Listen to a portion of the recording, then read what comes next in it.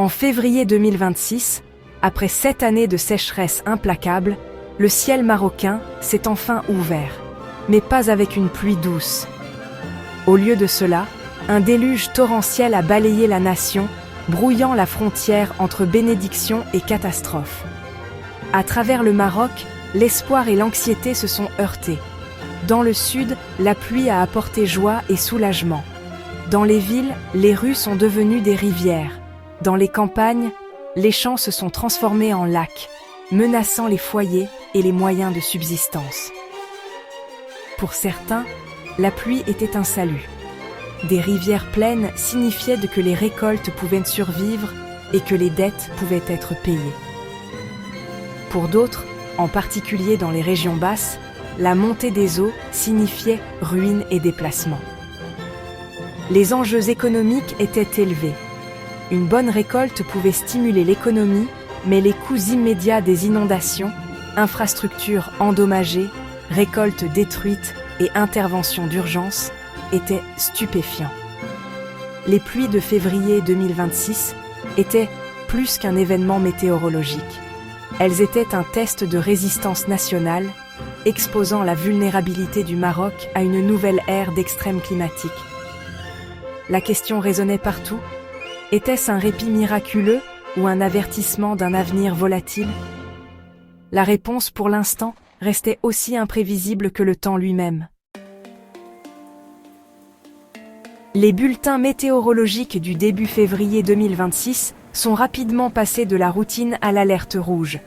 Le Maroc était confronté à un événement météorologique aux proportions historiques. En seulement 48 heures, des régions du sud comme Dakhla et La Aïoun ont reçu plus de pluie qu'elles n'envoient habituellement en un an. À l'échelle nationale, les précipitations ont battu des records, effaçant 7 ans de déficit hydrique en quelques semaines. Les rivières longtemps réduites à de simples filets d'eau ont retrouvé leur vigueur, mais leur renouveau a apporté le chaos. Les fleuves Louko et Sebou ont débordé, brisant les défenses et inondant de vastes zones.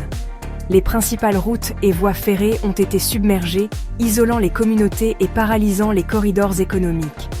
Dans des endroits comme Ksar el-Kébir, l'eau a inondé les maisons et les terres agricoles, transformant le miracle de la pluie en une catastrophe à grande échelle.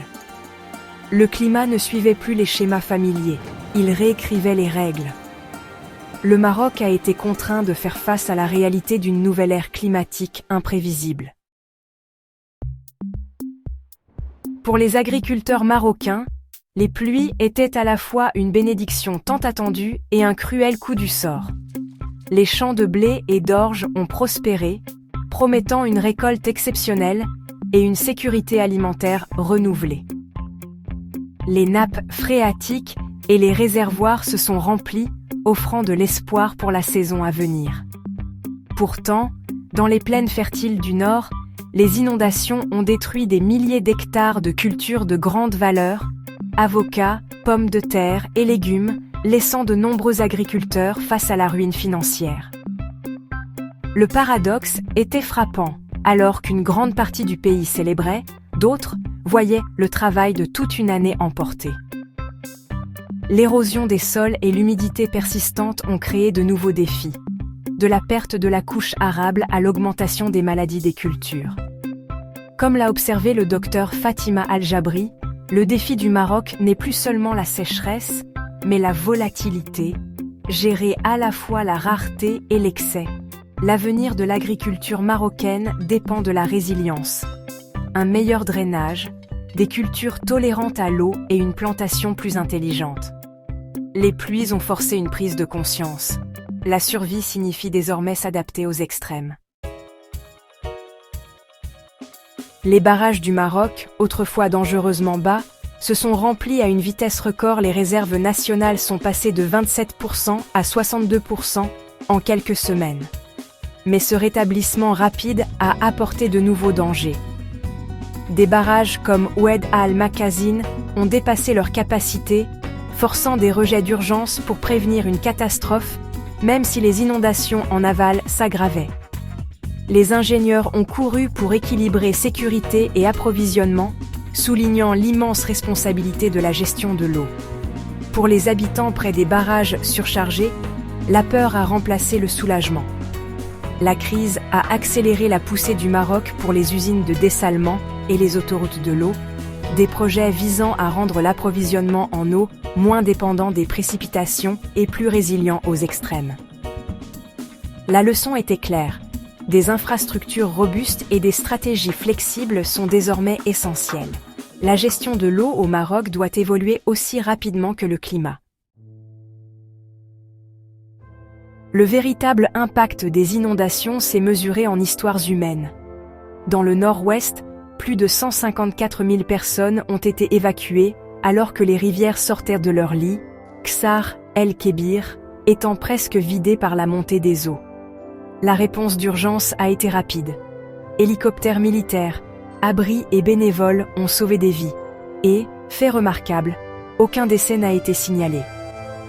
Pour les évacuer, le traumatisme était réel. Maisons et moyens de subsistance perdus, avenir incertain.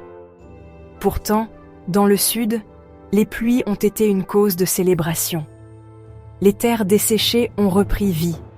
Et les éleveurs se sont réjouis du retour des pâturages. Le contraste était frappant.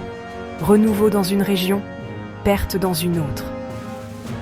Les inondations de février sont devenues une tapisserie de peur, d'espoir et de résilience, l'expérience de chaque famille étant unique.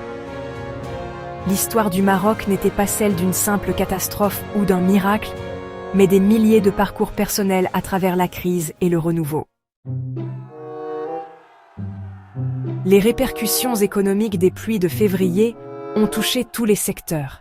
L'agriculture a entrevu la promesse de prix alimentaires plus bas, mais les pertes de récoltes dans le nord ont provoqué des pics à court terme pour des produits comme les pommes de terre et les avocats. L'énergie hydroélectrique a bondi avec le remplissage des barrages, réduisant la dépendance aux combustibles importés et stimulant l'énergie propre. Le tourisme a subi des revers temporaires dus aux inondations et aux perturbations des transports. Mais le reverdissement du Maroc promet un avenir plus radieux pour l'écotourisme. Les inondations ont exposé des vulnérabilités dans le transport et le commerce, avec des perturbations sur les principales routes ferroviaires et maritimes. La leçon était indubitable.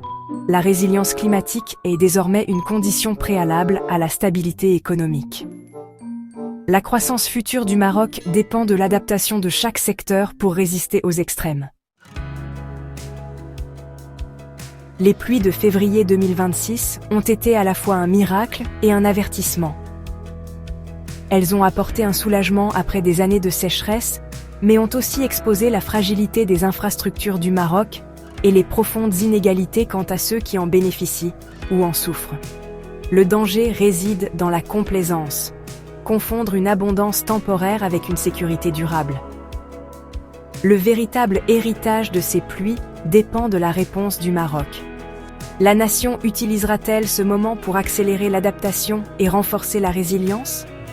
L'opportunité est claire. Une chance de transformer la crise en sécurité durable grâce à des projets audacieux et une culture de vigilance. Le miracle n'était pas seulement la pluie, mais la chance de s'adapter. Le Maroc doit saisir ce moment, se préparant à tout ce que le climat apportera ensuite.